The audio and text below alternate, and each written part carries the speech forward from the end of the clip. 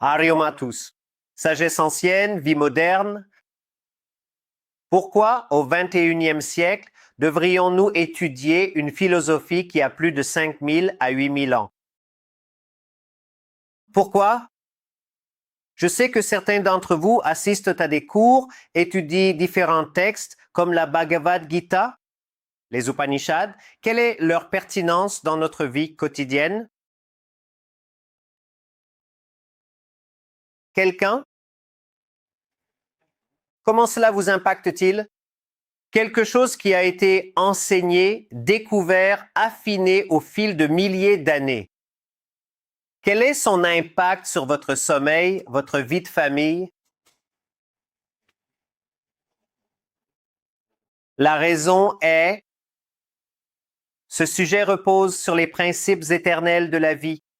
Cela s'appelle le Sanatana Dharma. Sanatana signifie éternel. Dharma signifie principe. Ce sont donc les lois de la vie. Cela ne change pas. De même qu'en mathématiques ou bien en ingénierie, nous sommes maintenant dans ce bâtiment. Comment savoir que le toit ne va pas s'effondrer? Comment savez-vous? Oh non, non, je connais le constructeur. Le constructeur est très bon.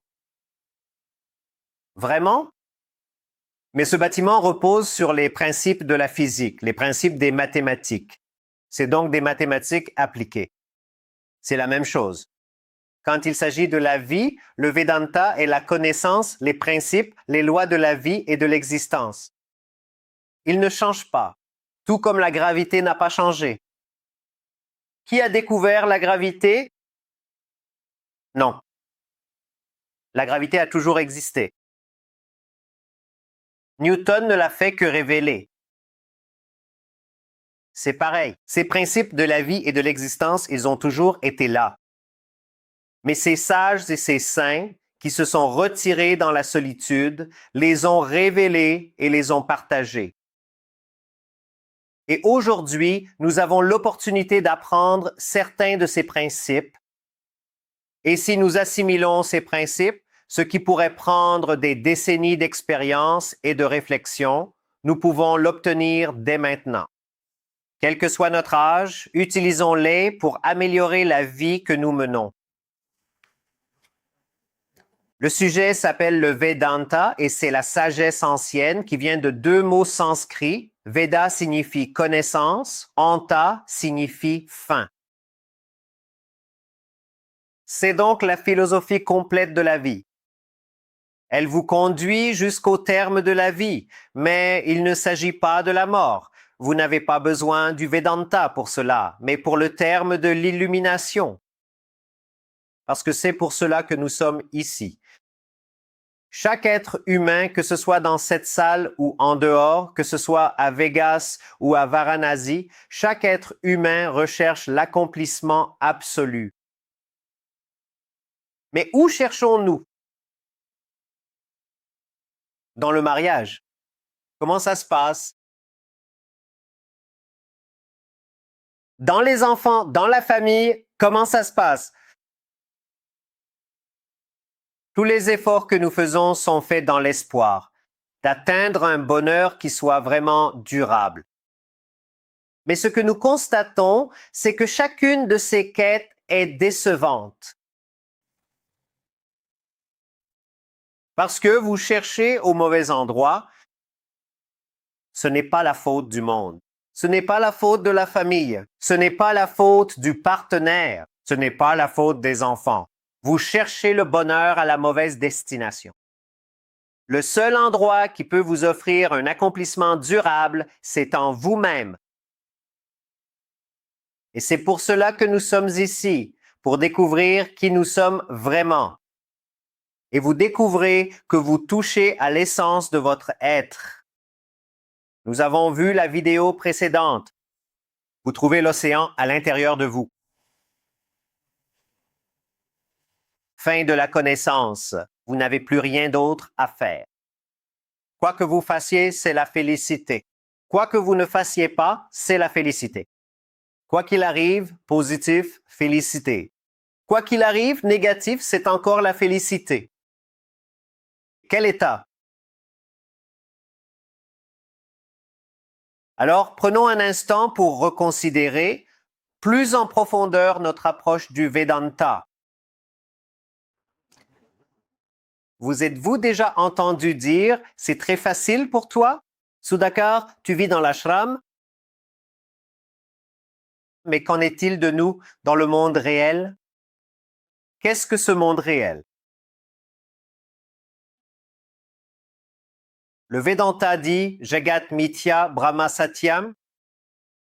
Ce monde entier est irréel. Tu parles de monde réel?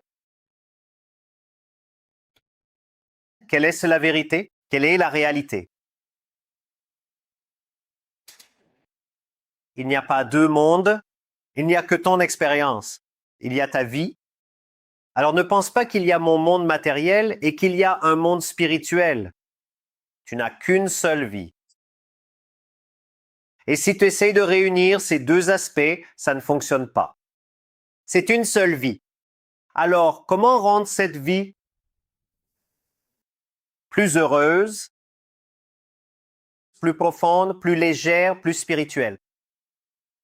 Swami Ramatirtha l'exprime magnifiquement. Il dit, le Vedanta t'apporte une religion que l'on trouve dans les rues, qui est écrite sur les feuilles, qui murmure dans les ruisseaux, qui chuchote dans les vents, qui palpite dans tes veines et tes artères. Une religion qui concerne tes affaires et ton cœur. Une religion que tu n'as pas à pratiquer uniquement en allant dans une église, une mosquée ou un temple particulier. C'est une religion concrète que tu dois pratiquer et vivre intensément dans ta vie quotidienne, dans ton cœur, dans ta salle à manger et vraiment partout. Donc la session d'aujourd'hui a pour but d'intégrer quelques pratiques que nous pouvons retenir de cette grande philosophie, de cette sagesse ancienne et utiliser dans nos affaires, dans notre cœur, dans notre vie de famille et dans notre quête de l'absolu. Nous proposerons des pratiques à plusieurs niveaux. Quels sont-ils? Quelqu'un le sait. Quels sont les différents niveaux de la personnalité? Corps, esprit, quoi d'autre? Exactement. Chaque être humain est composé d'un corps, d'un esprit qui est le centre des émotions, le corps étant le contenant extérieur qui accomplit les actions et de l'intellect qui fait l'analyse et la réflexion. Nous allons donc faire quelques pratiques au niveau du corps, puis au niveau émotionnel, mais aussi au niveau de la réflexion intellectuelle. Et je vais utiliser le mot sanskrit pour chacune de ces pratiques. Le premier mot est tapaha. Que signifie tapaha? Quelqu'un sait? Dites-le fort. L'austérité. Et c'est bien l'austérité. Quand on pense à l'austérité, on pense à des gens debout sur une jambe ou faisant peut-être 108 Surya Namaskar. Mais ce ne sont pas ce genre de rituels que représente l'austérité. La première discipline physique est l'austérité, ce qui signifie « que faites-vous de votre énergie ?» Il y a 3 aspects dans l'austérité tapaha. Premièrement, évitez-vous de gaspiller votre énergie. Deuxièmement, conservez-vous votre énergie. Et troisièmement, dirigez-vous votre énergie vers ce que vous souhaitez accomplir. D'accord. Donc, si je vous demandais quel est votre objectif, jeune homme? Simplement terminer ce diplôme. Pardon? Quand ça avance, ce diplôme, je veux juste mon diplôme. Ne dites pas juste. Quand vous dites juste, cela diminue votre objectif. Droite? vous terminez vos études, d'accord? Donc, si l'on part de ce principe, qu'est-ce que le tapaha, l'austérité, en ce qui concerne l'obtention de mon diplôme? Le premier à éviter, gaspillage d'énergie. Qu'est-ce que le gaspillage d'énergie? Des choses qui, quoi? Qu'est-ce qui gaspille votre énergie et ne vous aide pas à obtenir votre diplôme? Le défilement incessant de Doom se fait à des heures normales. C'est très intéressant de voir le temps passé devant l'écran, le temps que vous passez sur votre téléphone. Et il y a une statistique intéressante qu'ils affichent. Combien de fois retournez-vous votre téléphone? Vous plongez simplement la main dans votre poche et vous allumez le téléphone. Personne ne vous a envoyé de message. Personne ne vous appelle. Mais peut-être, vous le faites 75 fois, peut-être par jour, mais cela vous éloigne de étudier, terminer votre diplôme. Maintenant, c'est à vous de décider. Quelles sont mes distractions? Où est-ce que je gaspille mon énergie? Est-ce que je regarde trop la télévision? Est-ce que j'ai une conversation qui n'est pas productive? Combien de temps ai-je besoin de consacrer au potin du matin? Qui a porté quoi? Qui a dit quoi? Qui a mangé? Combien? Combien de temps devons-nous consacrer à cela? Alors on commence à analyser et on se dit que ce n'est pas une bonne utilisation de notre énergie. Fermez-le. Mais c'est à vous de décider. Qu'est-ce que j'évite? L'autre aspect, c'est de conserver son énergie. Et la meilleure façon de conserver son énergie, c'est le repos. Êtes-vous véritablement et suffisamment reposé pour accomplir l'ensemble de ce que vous devez faire chaque jour, du mieux possible? Et si vous suivez le cricket? Non, c'est quoi? Tu suis? Est-ce que tu suis un sport? Oui, non, je ne suis pas trop les sports. D'accord. Si tu trouves un artiste, on va commencer par le cricket. On passera à un autre domaine.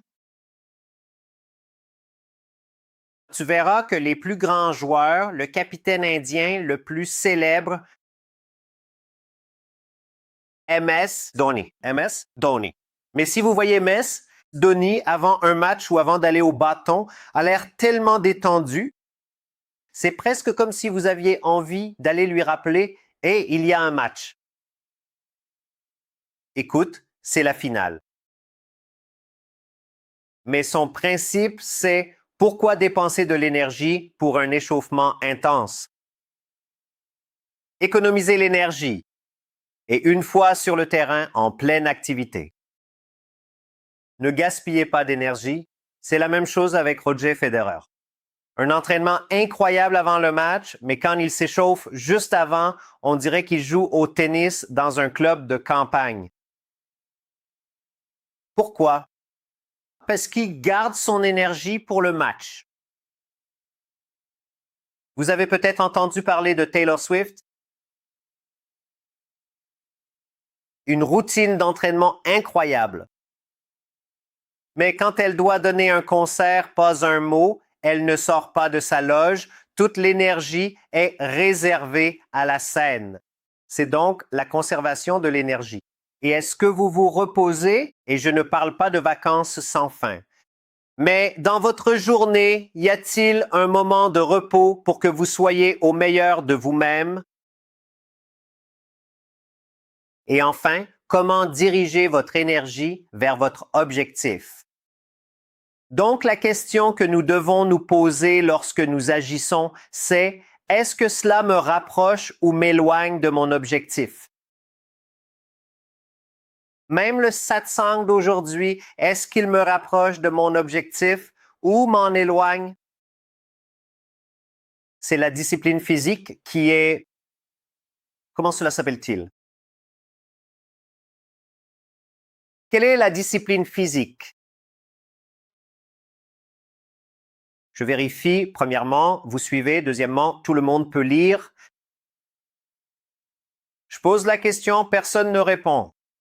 Avania apporte une belle aide. Voilà, c'est à pas. Soyons concentrés, éliminons ce dont nous n'avons pas besoin, concentrons-nous sur ce que nous voulons. Léonard de Vinci. Il appelle cela la simplicité, mais la simplicité est la sophistication ultime. Pourquoi? Parce que c'est le résultat de tant de réflexion. Rentrez chez vous, regardez autour de vous, de quoi avez-vous besoin?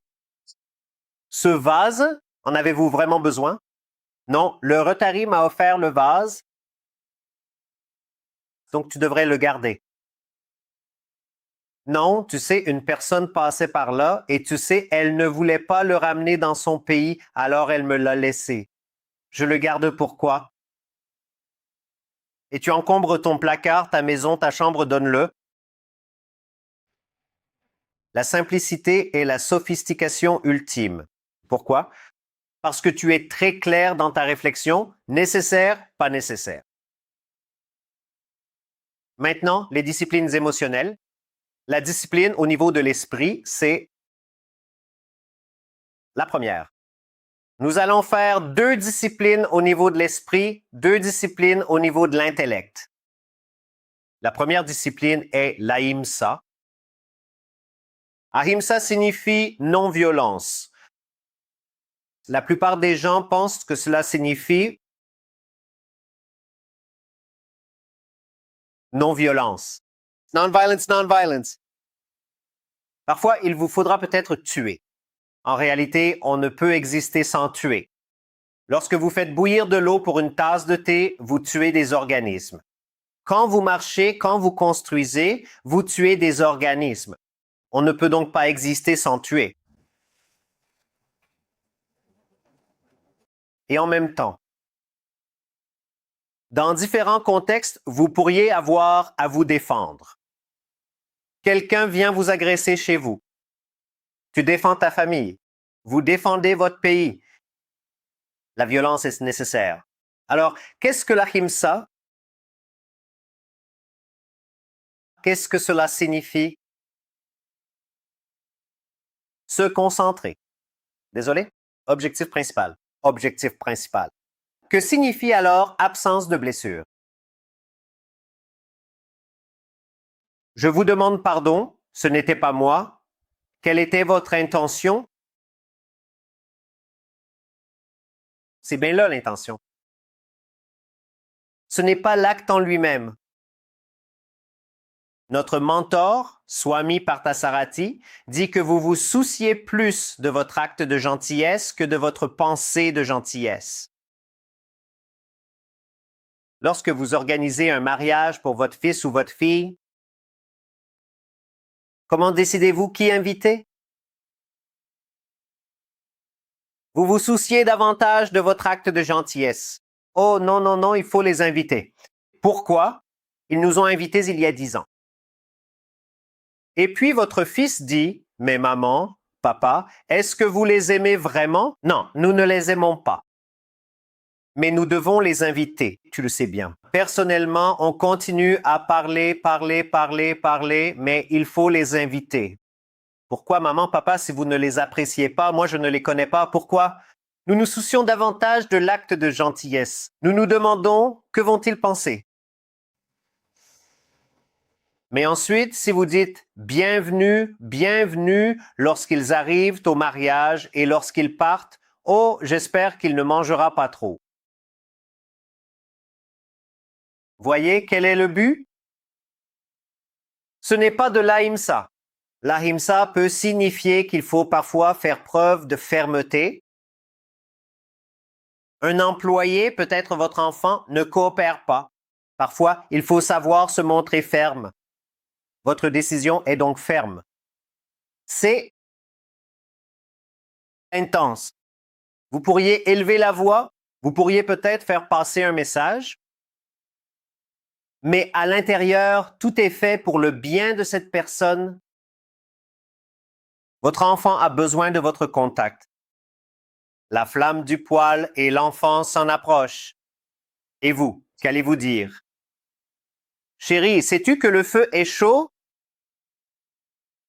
Que lorsque vous mettrez votre doigt là, ça brûlera et ça peindra. Vous le ferez? Éloignez-vous du feu, ça va te faire mal. Donc, selon le contexte, mais l'intention est de bénéficier à l'autre. Personne. Comment cette pratique apparaît-elle? Elle vient d'une compréhension, et c'est pourquoi c'est l'une des qualités d'un intellectuel, d'un jnani, parce que c'est quelqu'un qui comprend que nous sommes tous des expressions de Dieu, de Brahman, de la réalité. Donc, si je te fais du mal, je me fais du mal à moi-même, parce que nous ne faisons qu'un. Donc, notre IMSA consiste à comprendre l'interconnexion entre nous tous. Nous ne faisons tous qu'un. Et comment pouvons-nous vivre d'une manière qui soit attentionnée les uns envers les autres? Je ne connais pas très bien Nairobi. Mais y a-t-il de la considération sur les routes?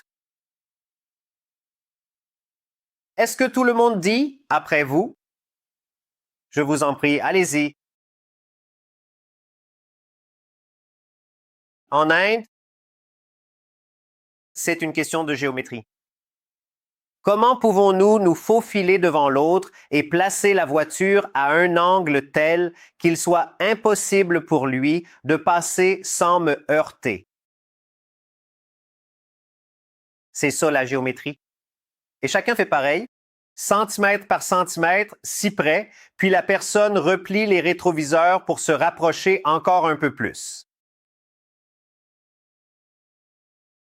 Supposons que chacun soit Hugo. En Afrique du Sud, à un carrefour à 4 voies, c'est peut-être une nécessité car en Afrique du Sud, la moitié du temps, il n'y a pas d'électricité. Magnifique système. Quoi? À votre arrivée, vous attendez votre tour. Suivant, c'est donc un carrefour à 4 voies. Imaginez, c'est un carrefour immense. Tout se déroule sans accroc. Certains disent, peut-être devrions-nous supprimer le feu de circulation? Parce qu'il y a ce sentiment de considération. Tout le monde est pressé. Mais il y a un ordre. Il existe un système. Maintenant, je dis, quand nous nous déplaçons, sommes-nous conscients de nos mouvements? Vous savez, on entre dans un ascenseur et on bouscule quelqu'un. Certaines personnes ne s'en rendent même pas compte. Quand vous êtes dans un avion et que vous descendez l'allée, certaines personnes ont des sacs à dos.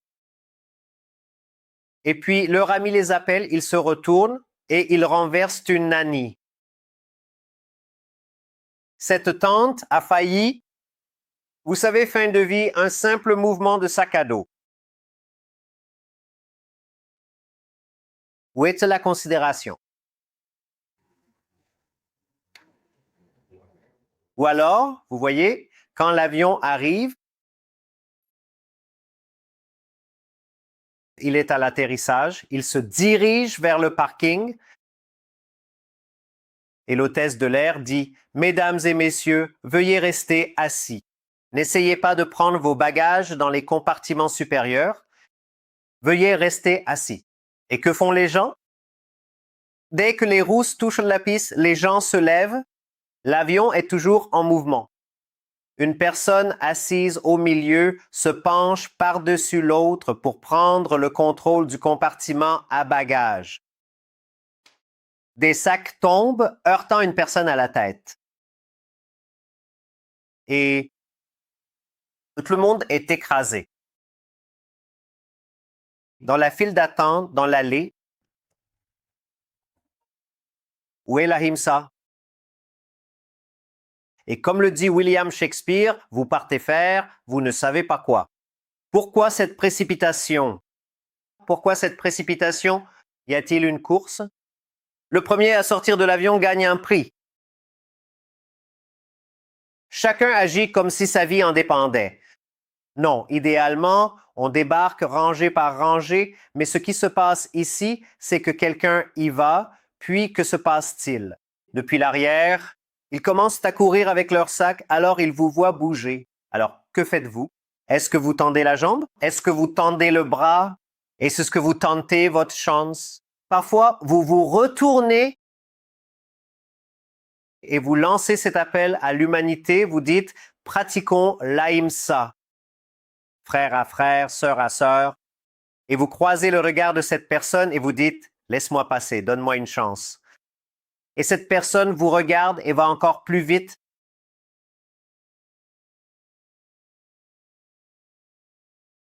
L'ahimsa est une qualité tellement puissante parce qu'elle nous fait comprendre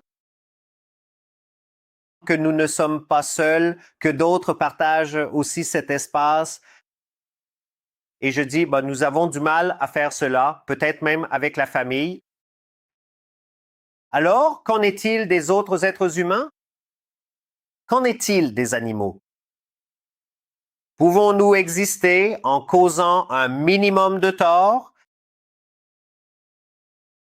Que mangez-vous? D'où vient cette nourriture? Y a-t-il du tort dans la nourriture que vous choisissez? Ce n'est pas un discours sur le végétarisme ou le véganisme. Ce n'est pas le but. Vous pourriez être un terroriste végétarien. Donc, ce n'est pas une question de ce que vous mangez. Il s'agit de se demander personnellement, puis-je vivre en causant moins de tort aux autres? Dans le sport, puis-je éviter un sport qui fait du mal à un autre animal? Vous savez, il existe des compétitions de pêche.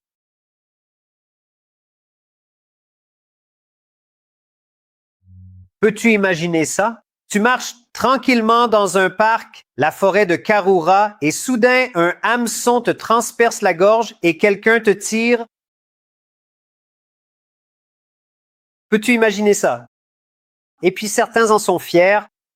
Ils disent, regardez comme nous sommes humains. Nous attrapons le poisson, mais nous le relâchons. Quel serait le traumatisme de ce poisson? Donc, l'idée fondamentale, c'est d'examiner nos différents choix alimentaires quotidiens. Et notre propre mode de vie actuel est de voir comment nous pouvons réduire les souffrances. Parce que l'autre aspect de l'ahimsa, la non-violence, c'est tout simplement la gentillesse, l'amour. Comment parlons-nous aux autres? Mari et femme. Comment parlons-nous à quelqu'un qui nous a tant servi, qui nous a offert sa compagnie au fil des années? Comment parles-tu à cette personne?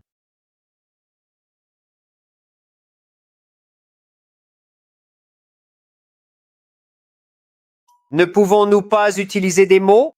Ne pouvons-nous pas prendre le temps de nous adresser à quelqu'un qui a eu un tel impact dans nos vies avec gentillesse, avec patience?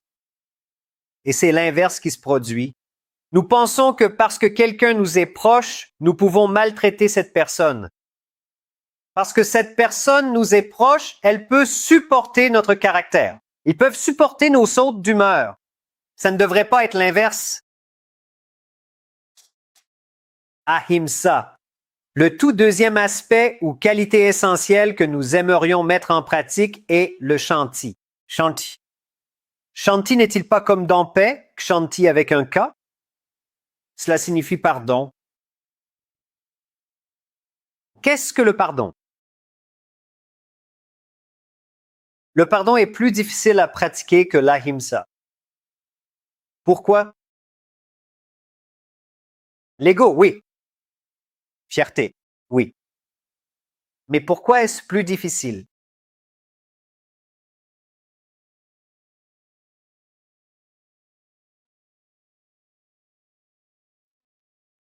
Cela renforce? L'esprit rejoue cette situation. Ça se répète sans cesse. Mon meilleur ami. Comment cette personne peut-elle faire cela? À qui?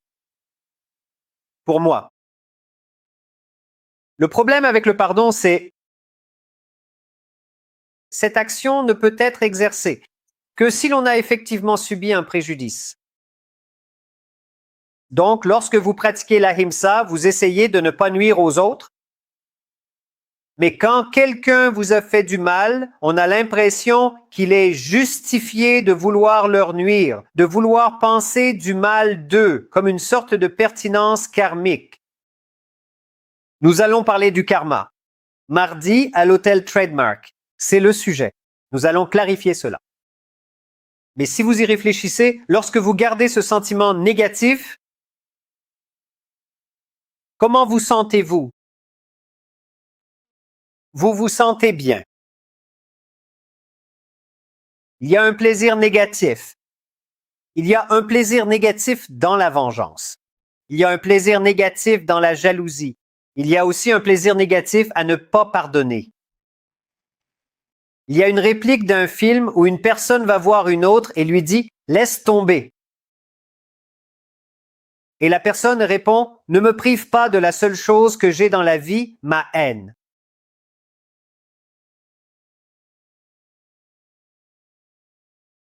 Mais le souci, c'est que ce sentiment particulier, est-ce qu'il vous fait vraiment ressentir cela?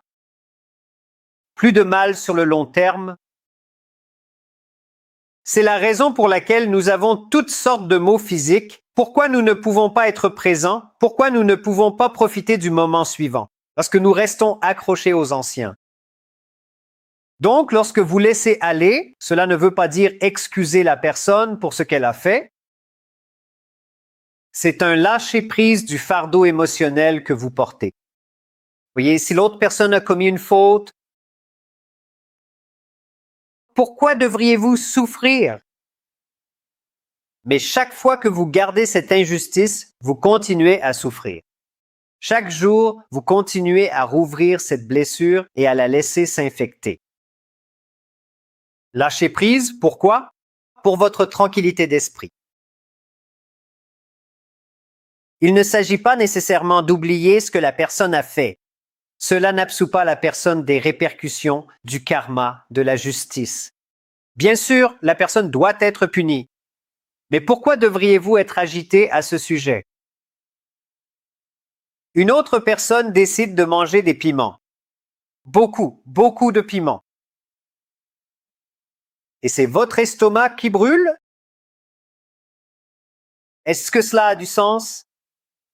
Oh, ils ont mangé tellement de piments.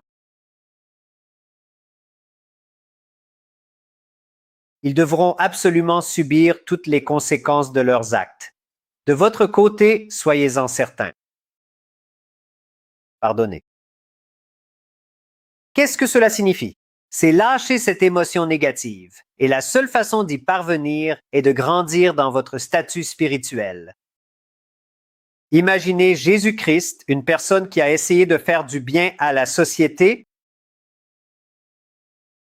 qui a essayé de transmettre la connaissance, l'amour, d'aider ceux qui en avaient le plus besoin. Il a été torturé physiquement, rejeté émotionnellement, intellectuellement, insulté. Et pourtant, il dit, « Père, pardonne-leur. » Ils ne savent pas ce qu'ils font. Le pardon vient donc d'une compréhension supérieure. Lorsqu'une personne fait du mal, elle le fait vraiment par ignorance. Parce que lorsque vous faites du mal, vous serez agité. Lorsque vous rendez service, lorsque vous faites le contraire du mal, le bien, vous serez en paix. Donc, quand cette personne fait du mal, quand cette personne vole, quand cette personne est peut-être corrompue, quand cette personne prend ou insulte, elle ne s'en rend pas compte. Ce n'est pas le chemin du bonheur. Pourquoi? Parce qu'il leur manque l'éducation. Maurice Maitling dit « Heure heureuse et bénie » signifie que vous serez une personne heureuse. Quand vous voyez la méchanceté, ne la voyez pas comme de la méchanceté. Quand la méchanceté se manifeste, comment devriez-vous la voir alors? C'est la bonté sans guide. Donc, si cette personne qui commet un crime, qui fait du mal, avait reçu la même éducation et les mêmes valeurs que vous, peut-être qu'elle n'agirait pas de la même manière. Quelle qualité puissante que le pardon! en fait la Bhagavad Gita, utilise précisément le mot sanskrit balaha. Balaha signifie enfant. Ce ne sont que des enfants. Mais si vous êtes aussi un enfant, vous vous battrez aussi avec les jouets. Et vous serez contrarié. Et vous direz, maman, maman, maman a pris ma sucette. Et nous nous disputons ici. Oh, il a pris mon argent, il n'a pas remboursé mon prêt. C'est parce que nous n'avons pas encore atteint un niveau supérieur. Je ne dis pas qu'il faut laisser ces injustices se produire, loin de là. Agissez, faites ce qui doit être fait. Portez l'affaire devant la justice, allez voir la police. Mais à l'intérieur, ne laissez pas cela vous perturber ou vous agiter. Shanti, la qualité suivante. Nous passons maintenant au niveau intellectuel. Alors, jusqu'à présent, quelles qualités avons-nous abordées? Tapa, Ahimsa et Shanti. Pardon. Sur le plan intellectuel, Satyam. Satyam signifie vérité. Que signifie vivre une vie de vérité? Au niveau intellectuel. Cela signifie, êtes-vous fidèle à vos rôles, à vos objectifs? Êtes-vous fidèle à ce que vous avez décidé de faire? Donc l'esprit et notre personnalité, ils partent dans tous les sens. Défilement anxieux. Ainsi, l'esprit part à l'aventure, regarde différentes choses et on se dit, oh, que se passe-t-il? Je crois qu'il y a un match de cricket, il va vérifier le score. On se dit, oh, il y a une promotion en cours et on va vérifier la promotion. Et puis, je crois que les billets pour l'île Maurice ne sont pas chers, alors tu vas vérifier les billets. Et c'est ce que fait l'esprit. Il vagabonde simplement. Maintenant, quand on mène une vie de vérité, c'est être fidèle à ce que l'on a décidé de faire. Donc, ma question pour vous est, si je faisais le tour de la salle, Kiritbhai, quel est ton objectif dans la vie? Peux-tu le dire en une phrase? Geta, quel est ton objectif dans la vie? Pourquoi vis-tu? Ne dis pas non, non, je suis à la retraite de la vie. Quel est ton objectif? Qu'est-ce que tu veux accomplir? S'il te plaît, à 72 ans, qu'est-ce que je peux accomplir? Mon professeur, Swami Parthasarathi, dans ses 70 et 80 ans, a connu la période la plus productive de sa vie. À 90 ans, il disait « Sudhakar, que se passe-t-il à Genève? On y va cette année? On va en République tchèque? Allez. » Il nous motive. Quel est votre objectif? Et si vous n'avez pas d'objectif, vous ne pouvez pas être authentique. Parce que l'intellect ne sait pas quoi choisir. Désormais, l'objectif peut être modeste, l'objectif peut être ambitieux, l'objectif peut être généreux, l'objectif peut être modeste, n'est-ce pas? Juste pour finir la maison, pour vider une pièce. Cela peut être l'objectif, garder la famille unie, cela peut être l'objectif. Quel est donc votre véritable objectif dans la vie? Une version bien plus profonde de cela, c'est de demeurer profondément fidèle à sa propre conscience. Car la conscience est la fonction essentielle de l'intellect, de cet intellect subtil, qui a pour mission de vous guider constamment vers l'éveil spirituel. Est-ce que cette activité me mène vers mon évolution ou m'en éloigne-t-elle? William Shakespeare dit « Sois fidèle à toi-même, et il s'ensuivra aussi sûrement que la nuit suit le jour, que tu ne pourras être faux envers personne. » Cela doit suivre aussi sûrement que la nuit. Le jour doit être si régulier, si routinier, l'un après l'autre. Cela signifie que tu dois savoir quelle est ta vérité. Alors tu sais exactement à quoi tu consens, à quoi tu ne consens pas. Quelqu'un te demande « Peux-tu venir ce week-end » Vérifie. Est-ce que cela me rapproche de mon objectif? Non. Est-ce que cela me fait évoluer? Non. Désolé, je ne peux pas venir. Est-ce que c'est clair? Mais que faisons-nous? Nous nous préoccupons davantage de nos actes de gentillesse. Comment puis-je dire non? Tu dis oui par manque de clarté. En réalité, tu mens parce que tu n'es pas fidèle à toi-même. Savoir dire non à quelqu'un n'est absolument pas une faiblesse.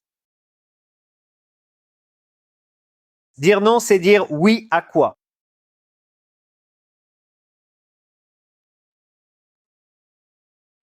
À ton vrai moi? À tes objectifs, à l'illumination. Et la dernière qualité ou pratique pour aujourd'hui est manana. Est-ce que quelqu'un sait ce qu'est manana?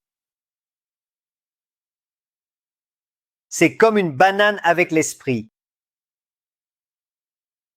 Très facile à retenir. C'est l'intellect qui envoie ton esprit dans tous les sens comme des bananes. Il prend un virage ici, un autre là-bas. Cela signifie littéralement réflexion. La réflexion est ce qui nous rend sages. Parce que lorsque tu prends la connaissance et que tu la réfléchis, c'est-à-dire que tu y penses, tu la remues, tu laisses cette connaissance s'imprégner dans ta personnalité, elle devient sagesse. Beaucoup de gens ont des connaissances. Tu trouves qu'il y a de grands enseignants, des sages, des saints, des sages, disons des professeurs, qui ont la connaissance mais ne la pratiquent pas. Pourquoi? Parce qu'il y a une différence entre la connaissance et la sagesse. Tu peux voir sur le schéma que pour que la connaissance devienne sagesse, il faut de la réflexion. Maintenant, si tu lis, que fais-tu? Tu acquiers des connaissances. Mais si tu n'y réfléchis pas, si tu ne t'appropries pas cette connaissance, elle ne devient pas sagesse. Donc aujourd'hui, nous avons donné quelques pratiques. À moins d'y réfléchir et de se demander comment puis-je pratiquer tapaha dans ma vie quotidienne? Comment puis-je mieux prendre soin de mon énergie? Comment puis-je pratiquer la non-violence envers les autres, l'ahimsa? Quelles sont les choses lourdes dans mon cœur? Comment puis-je pratiquer le pardon ici? Que je sois clair sur mes objectifs, Satyam, c'est maintenant que tu réfléchis. Donc, ce n'est pas que tu laisses la conférence se terminer. Quand nous terminons, tu laisses cela rester avec toi, alors cela s'imprègne dans ta personnalité et tu en bénéficies. Devenons-nous plus sages en vieillissant? Non, ce que je veux dire, c'est qu'ils sont bien plus sages et non pas simplement plus blancs comme on pourrait le croire. Certaines personnes disent oui, oui, on devient plus blanc. En vieillissant, devenons-nous plus sages? Pas nécessairement. Ça dépend. Ça dépend si tu réfléchis à tes expériences. Les expériences sont des données. Maintenant, si tu n'analyses pas et ne réfléchis pas à ces données, tu n'en tires pas de leçons. Tu ne deviens pas plus sage. Quelqu'un a dit « Pourquoi parles-tu à Sudhakar ?» Il n'a été marié qu'une seule fois. Tu devrais me parler à moi, j'ai divorcé 3 fois, j'ai plus d'expérience. Ce n'est pas une question de connaissance. Tu peux avoir beaucoup d'expérience, mais ne rien en apprendre. Maintenant, quand tu lis un livre, quand tu passes ta journée, as-tu pris le temps de réfléchir à cette connaissance, à cette expérience? Sinon, c'est perdu. Tu continueras à être stressé par la même situation. Tu continueras à t'agiter à cause de la même chose que ton partenaire a dite. Pourquoi? Parce que tu ne prends pas le temps de réfléchir. Le meilleur moment pour réfléchir, c'est tôt le matin. On l'appelle le temps sattvik, de 4 à 6 heures du matin. Maintenant, je dis que c'est le moment idéal, mais essayons à n'importe quel moment de la journée.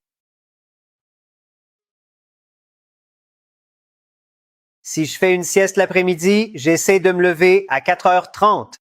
Si je ne fais pas de sieste l'après-midi, 5 heures, de 5 à 6 heures du matin, peut-être que c'est j'ai vu le mode de vie à Nairobi, c'est possible. Se coucher à 21h30, 22h. Se lever à 5h, prend 7 heures avant de commencer à recevoir des SMS, avant de commencer à recevoir des emails, avant que les enfants ne se réveillent, avant que les obligations ne commencent. Prenez du temps pour vous. Et c'est à ce moment-là que nous développons notre intellect, que nous acquérons et transformons ces connaissances en sagesse, car c'est ainsi que nous progressons. C'est comme ça qu'on progresse. Bon, si ce n'est pas tôt le matin, d'accord. Quel que soit le moment de votre journée, faites-en votre moment à vous, un moment de réflexion. Car c'est ce qui provoque le changement. C'est ce qui engendre la sagesse. Votre moment manana. Votre moment à vous. Votre temps pour réfléchir par vous-même, pas pour regarder les infos, pas pour regarder une émission, mais pour acquérir des connaissances et les assimiler. C'est ça. Le temps de la sagesse. Les autres moments ne sont pas aussi efficaces, mais c'est possible. Le rajas de 6h à 18h est destiné à l'activité. Le tamas, c'est quand nous devrions idéalement nous reposer, dormir, car notre pensée commence à s'éteindre. Quel type d'études devrions-nous faire? Une recommandation pour votre moment manana est d'intégrer le véranda. Dans votre vie quotidienne, même si ce n'est qu'une demi-heure, un peu de lecture. Rappelez-vous, il ne s'agit pas de finir les livres ou le matériel, mais de les utiliser pour stimuler votre réflexion. Donc, lisez peut-être 1 ou 2 pages, un sujet, puis réfléchissez-y.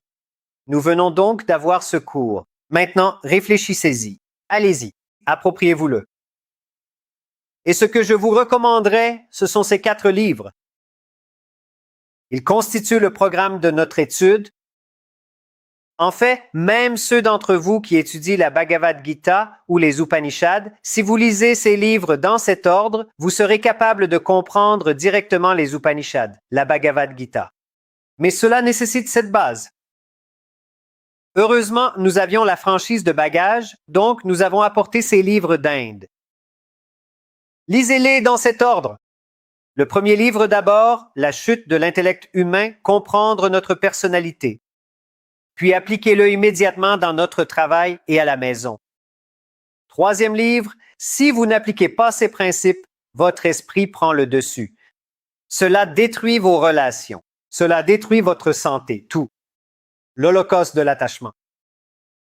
Et en fin de compte, le livre de notre génération. C'est le traité de Vedanta, les éternités. C'est la philosophie complète du Vedanta. Voyez, si vous lisez la Bhagavad Gita, il y a des perles de sagesse, mais elles ne sont pas organisées. Vous lisez les Upanishads, ce n'est pas organisé. Mais ce que Swami Parthasarathi a fait, et peut-être parce qu'il en a eu le temps, c'est qu'il a investi toute une vie à étudier tous les différents textes, toutes les différentes littératures, les différentes religions, et à les organiser du début à la fin. Assurez-vous que ce livre se trouve chez vous. Elle a le pouvoir de changer notre façon de penser. Je recommande donc d'acheter la collection complète, ou de commencer par le premier tome et de posséder absolument le dernier. Quelles sont donc les qualités dont nous avons parlé aujourd'hui? Tapaha. Austérité. Non-violence, ahimsa, shanti, pardon. Ensuite, nous avons Satya. Eh. Une délicieuse banane jaune bien mûre, sucrée et prête à être mangée. avec l'esprit. Essayons donc de moderniser cette sagesse ancestrale. Comment ne pas le savoir, le vivre? Alors, retenez ces quelques principes dès aujourd'hui. Et soyez le changement que vous voulez voir, comme l'a dit Mahatma Gandhi. Merci.